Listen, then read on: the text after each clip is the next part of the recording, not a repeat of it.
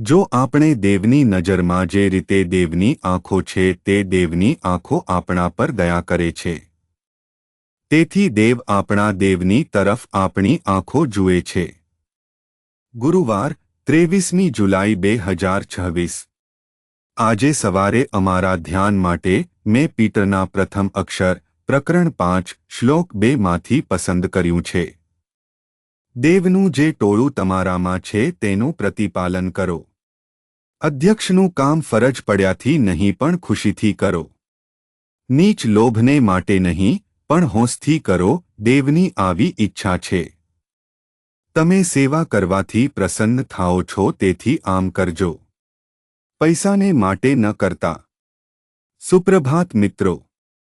ઈશ્વર ચાહે છે કે પોતાના ભક્તો પોતાના ટોળાનું ધ્યાન સ્વેચ્છાએ અને આતુરતાથી રાખે. ચાલો આ શ્લોક પર ધ્યાન આપીએ. આ સવારના ધ્યાનની થીમ છે સ્વેચ્છાએ અને આતુરતાથી ભરવા.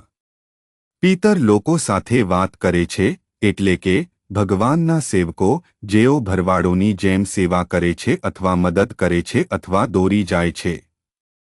ઈશ્વરે પોતાના સેવકોને પોતાના ટોળાનું પાલન કરવા માટે પસંદ કર્યા છે, તેમના પર બોસ ન રાખવા. અહીં ખાસ કરીને પીટર ઘેટામપાળક કેવો હોવો જોઈએ તે વિશે વાત કરે છે.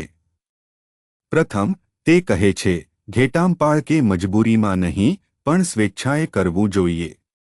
અને પછી તે શર્મજનક લાભ માટે નહીં પરંતુ આતુરતાથી વાત કરે છે. અને પછીના શ્લોકમાં તે તેમના પર પ્રભુત્વ ન રાખવા વિશે વાત કરે છે, પરંતુ એક ઉદાહરણ છે. ભરવાડ માટે આ 3 ખૂબ જ મહત્વપૂર્ણ પાત્રો. 1. તે સ્વેચ્છાએ કરો. ઘણા લોકો દેવના સેવક કે ઘેટામપાળક તરીકે વિશ્વાસમાં પોતાની યાત્રા શરૂ કરે છે.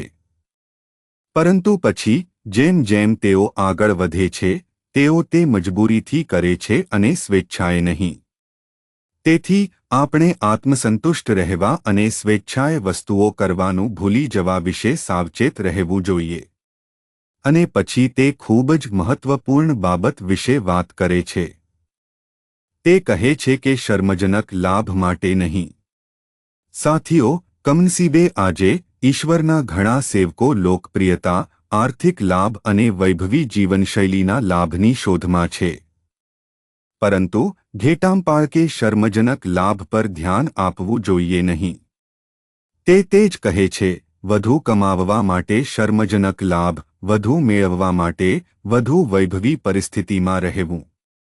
પરંતુ પછી આતુરતાથી સેવા કરવા અથવા ભરવા માટે. અને અંતે તે એક ઉદાહરણ તરીકે વાત કરે છે.